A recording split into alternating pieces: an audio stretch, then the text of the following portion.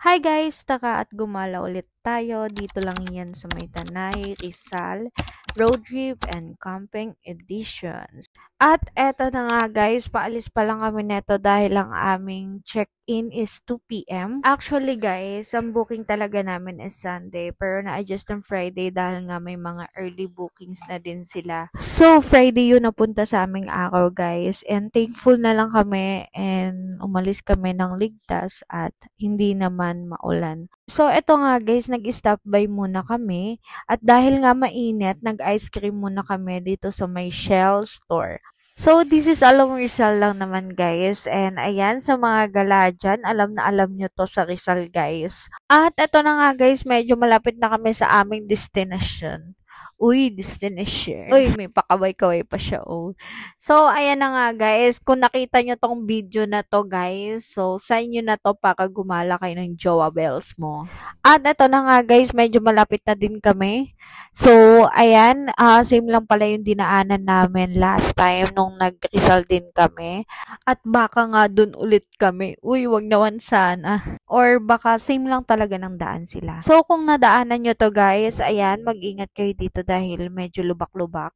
At bago kayo pumunta dito guys, make sure na i-check nyo yung inyong mga brakes dahil talagang lubak dito and kailangan isawak mo yung brake. Baka kakagala natin, be. Maging kwento tayo kapag wala talagang brake yung inyong motor. And as you can see guys, meron tayong kasabay na kotse. So, baka doon din yung daan nila papunta sa ating pupuntahan. So, dito sa dinaanan namin guys, is nalagpasan na namin yung last time na pinuntahan namin sa Rizal. Akala ko doon ulit eh.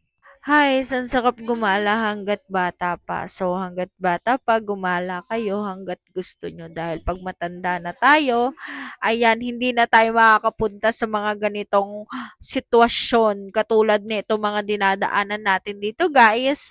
Hindi na natin to malalakad. Ano daw? Emerald.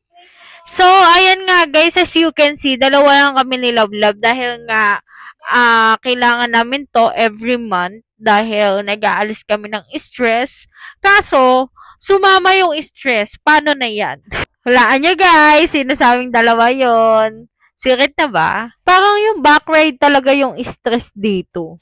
Tingnan niyo siya, for the lakad talaga siya, B. Kasi nga, hindi talaga kaya ng motor dito kahit naka-ADV pa kayo. So, thankful na lang talaga kami kasi nung mga oras na to, guys, is hindi umulan. So, what if kung umulan neto, be? Hindi talaga makapasok ang ating motor dito. Sige, sige, i-jogging mo yan. Go, go. Pinagpawisan na lang ay. So, eto nga si Love Love. Hirap na hirap talaga magmaneho. So, anong gagawin? Ayan, videoan daw siya. So, dito na nga tayo guys sa may Marro's Place. So, located lang po ito sa may Tanay Rizal. So, pwede nyo po sila i-inquire sa may Facebook page nila, Marro's Place. And, wait nyo po yung response nila dahil madami din silang inquiries. So, pwede nyo naman i-check guys yung kanilang contact number. So, much active sila doon guys. So, after lubak-lubak na daan, ayan, bababa muna tayo bago tayo makapunta sa magandang tanawin at maganda nilang higaan. So, ayan guys, andito na tayo sa may Marro's Place. Ito lang naman kanilang bed and may sarili na din silang CR and kusina. So, eto nga guys, yung talagang pinunta natin dito, yung magandang tanawin. Ayan, feel ng ate niya talaga.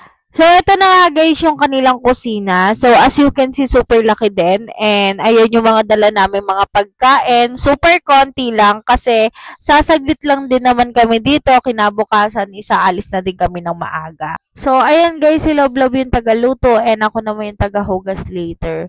So, habang nagigiling siya dyan, inaabot ko yung mga hotdog, lempo, and yung mga dapat pang iluto. So, ganyan kami lagi ni Love Love kapag aalis kami at may pupuntahan kung kaming dalawa lang, siya ang tagaluto and ako naman ang tagahugas ng pinggan. So, ayan guys, kain na tayo. Luto na yung aming mga pagkain. So, meron tayong hotdog, meron tayong ensaladang talong, and ayan, may mangga din tayo guys, and okra, and meron din po tayong lempo dyan.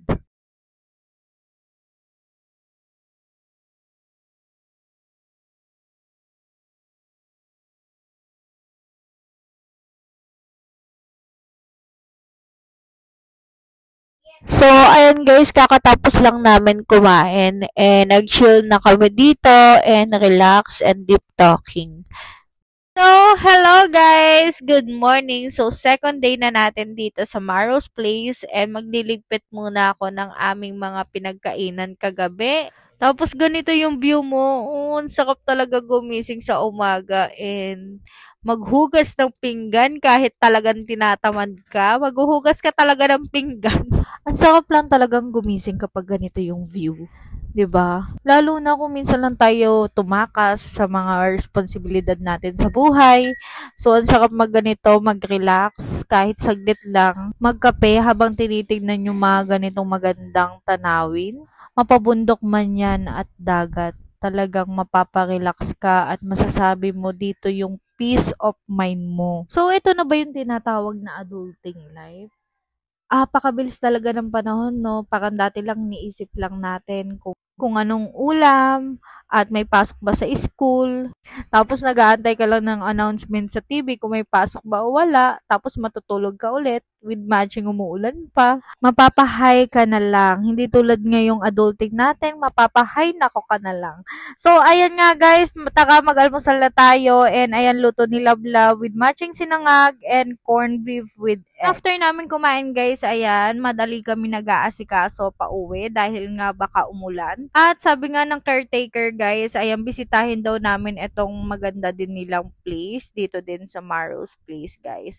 So, eto is mas maganda yung view dito. Mas malaki and of course, meron na din silang swimming pool dyan sa gilid with matching magandang views talaga dito. So, thank you Maro's Place sa pag-welcome sa amin dito and super nag-enjoy kami. So, i-rate ko po ito ng 9 out of 10. So, talagang babalikan nyo itong Maro's Place.